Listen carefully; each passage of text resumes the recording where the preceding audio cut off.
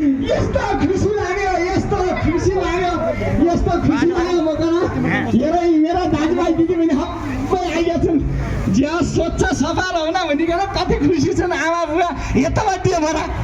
आउ दौ त्यहाँ आइगा छन् सबै जुना जाओस् सबै जुना जाओस् ठिकै छन् दौ या मन्त्रीज्यू पनि आया छु मेरो एकचोटि मन्त्रीज्यू न भेटियो मन्त्रीज्यू दर्शन गरे हब्बाइकन दर्शन गरे अध्यक्षज्यू न दर्शन गरे नि अध्यक्षज्यू न हवाइन दर्शन गर भटिया ज्यानी मेरा गाउँठाउँमा यस्तो विकास भएछ ज्यानी खानेपानी मन्त्री आफै आइदिनु भएछ यहाँ केही न केही हाम्रो यस्ता पिछडिया डाँडा काँडामा गाउँ छुनाममा खानेपानीको त्यस्तै समस्या छ भटिया त्यो बड्डा ऊ क्या हुँदै आउनु भएको छ ज्याउस मन्त्रीज्यू त ज्याउस राम्रै लाग्यो ज्याउस हाम्रो जिल्ला कडालीमा ज्याउस केही पानी खाने राम्रो न खानेपानी मन्त्री हो क्या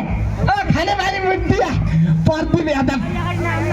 उहाँ आइसक्नु भएको छ त उहाँको लागि जोरदार ताली बजाऊ त हात माथिको दिएमा दिएर कति लामा नङ पालिकन नङ काटिल्नु हो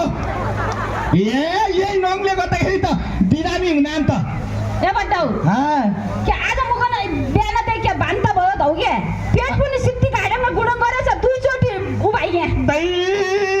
अनि पैसा खडा हान्ने भइगयो यहाँ पैसा खडा हान्ने भइगयो त्यही बेला भन्नु छ पटोगाले हातले खाना नखा टोइलेट गयो भनेपछि चाक सवाद भएपछि साबुन पानीको प्रयोग गर खाना पकाउनु है खाना खाने बेला मजाले हात धो हात खुट्टा नङपाट हुनेर बज्यो हुने मानिस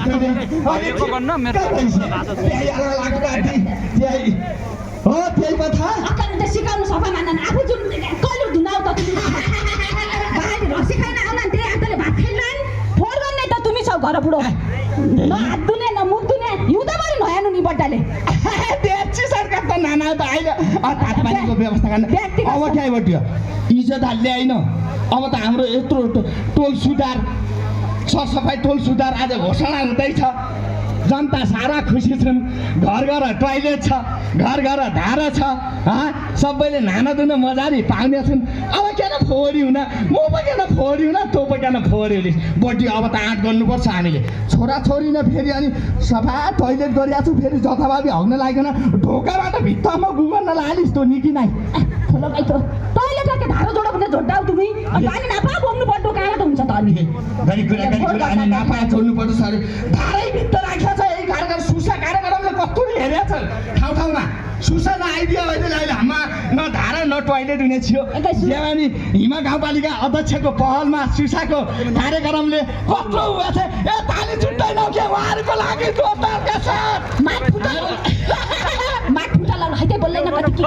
मेरो बानी यस्तै छ के भयो होला त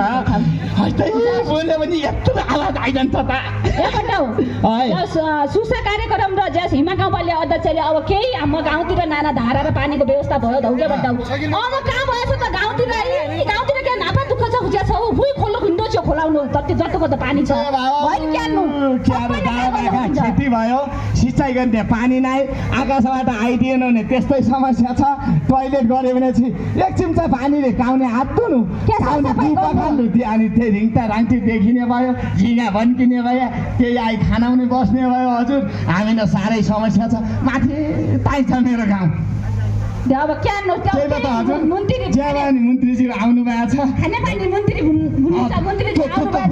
महिलाले भुनिया कुरो लाग्दो छ अरे मन्त्रीजी हुने अब यस्तो हाम्रो दुर्गम ठाउँमा आएर यसरी हेर्नु भएको छ सबैलाई अब गर्नु भएको छ जनता न अब यति पानीको सबैको ठाउँ पानी व्यवस्था नगरेपछि त घोषणा पनि सबै घोषणा पनि कहाँ हुने भयो त नि पानीको सबै ठाउँ सुविधा भएपछि गाडी कुरा अहिले अब तल्लो गाउँबाट सुरु गर्दै पल्लो गाउँ जाउन माथि जाउन यो पुरै यो जुम्ला जिल्ला ओरी जिल्ला पुरै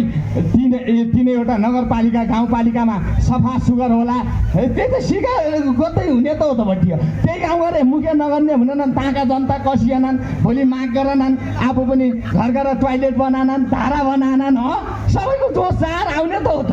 त्यही गाउँ सफा मेरो गाउँ नराम्रो खोइ चाहला भटिया तिमी भक्ति बोल्लाउ भाइ तिमी टटिका क्या न त स्कुलले नगइकन खाली छाडा डुल्याछन् भाइ क्या नको जानी बेर गरी कुरा टटी स्कुल क्या नगएन सबैको स्कुल जानन् मास्टर क्या गुरु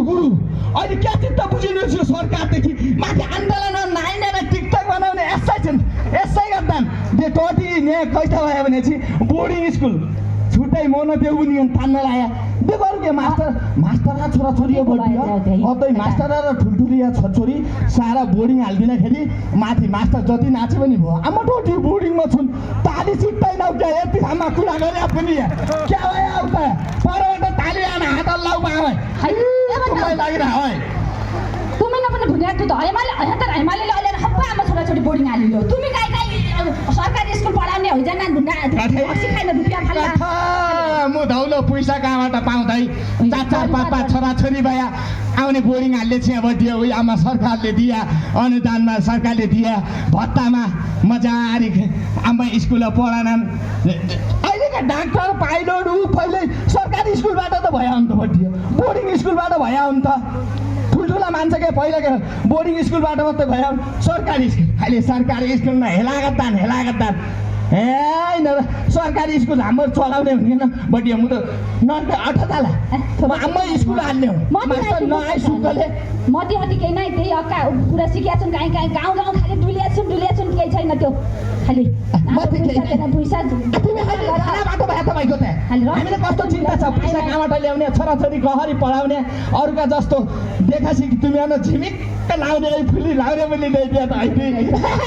त्यस्तो गरी बाबा बड्डा समस्या बुझ्नु नै मन अरे खापिया किनिदेऊ अरे काकिया किनिदेऊ अरे काकिया किनिदेऊ बल्ल हुन्छ अब टोल फेरि सरसफाइ भइगयो नि आज त घोषणा भइगयो पनि जाति पनि फोड गर्दैछन् घरबाट निस्किया फोड पनि केना तपाईँ कुइने फोड खाल्टोमा फाल्यो ओ एक कुरा त्यही भुल्नु नहुन्छ चाहिँ आमा बाबा तुम्ही हप्पैले क्या भने चाहिँ घरबाट निस्किया फोहोर मैला हुना नि त हो ती कुइने एक खाल्टो बनाया नकुइने एक खाल्टो बनाया नकुइने न जलाइदिएर खाल्टोमा मल गरे भएको कुइने पनि जल्यो भने मल होइजान्छ फोगल लिएर हामी खोला कोच्चा नफाले हो अझै दिदी बहिनी हो आमा बुवाई तिमी पनि गल्ती छौ हो हामी पनि गल्ती छु कति ठुला मान्छेले मात्रै गाली गर्नु त हो ठुला मान्छेले त विकास ल्याइदिने हामीले निकास गर्ने काका आख्या गर्नुपर्छ भने हामी सभ्य र भव्य बन्ने हो एकचोटि जोरदार ताली बजाऊ हामी सबै सच्चा दिनुपर्छ भनिकन आहा कति खुसी लाग्यो आहा ल है अक्का भर पर्नलाई त हो देश बिग्रिगयो अहिले जस अक्का कुरा कान्ने र अक्का भर पर्ने भयो बड्डौ आमा के छन् जे आफै सफा छु गरे त्यही मेरो बत्तीले त्यही बेला मैले आकाश गराएँ आऊ कम बुझ्दैछ कुरा त्यही कारण आफूले पनि घरबाट जाऊ क्या परिवर्तन गर्न सिक्नु पर्यो सबैले अब यस्तोले अब सबै न अध्यक्ष ज्यूकै भर पऱ्यो अब त फोहोर गर्ने न त नि अब उगन्ने भन्ने छन् क्या फेरि त्यो ठुल्दिदिनु हुन्छ नि पर टोलाइ छन् ठुल्दिदिनु हुन्छ ठुल्दिदिनु फोन मोन भन्ने नामी दिदी फोहोर गर्दै मोन भन्ने हामीले त जाने बुझ्यो भैया ए दिदी ने तुमी बहिनी क्या भन्ने छ देखु न हुन्छ त्यही त सबैले सरसफाइ आफूले गर्नु पर्यो अब टोइलेट गयो भने हात मुख धुनु पर्यो आफू मेन स्वास्थ्य राम्रो भयो भने चाहिँ आफू स्वास्थ्य भयो भने चाहिँ सबै कुरा ठिक हुन्छ आफू बिरामी भयो भने चाहिँ कसैले पनि हेर्दैनन् आफू स्वास्थ्य हुनु पर्यो झाडा बान्ता हुनसक्छ अब जुका पर्थे पहिला पनि धेरै अब जुका पर्ने अहिले जुका पर्ने हरायो हामी किनभने सब सचेत छौँ खाना खाँदाखेरि हात धुनुपर्छ टोइलेट गएपछि चाग्रा हात धुनुपर्छ साबनलाई मिची हात धुनुपर्छ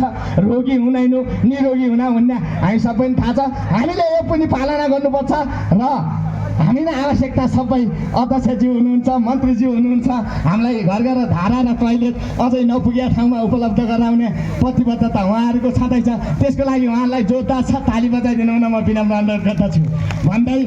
सबै सुखी रहौँ स्वच्छ रहौँ सफा रहौँ भन्दै हामी पनि साथ दिउँला तिमी पनि साथ दिया सबै जनप्रतिनिधिलाई भन्दै सबैले साथ दिएपछि राम्रो हुन्छ भन्दै हामी बिदा हुन्छौँ हस्त नमस्कार धन्यवाद जय सबै सक्षम रहनुहोला हामी धन्यवाद दिन चाहन्छु किनकि हाम्रो जोडीलाई माया गरे ज्या जसो गरे पनि हिमा गाउँपालिकाले असाध्यै माया गरेका छ म तपाईँहरूप्रति पनि असाध्यै आभारी व्यक्त गर्न चाहन्छु र म तपाईँलाई मोरी धन्यवाद दिन चाहन्छु तपाईँले पनि मेरो लागि एकदम ठुलो सहयोग गर्नुभएको छ धन्यवाद जनताले हामी बिदा हुन्छ अब हामी जनताले पनि सबै कुरा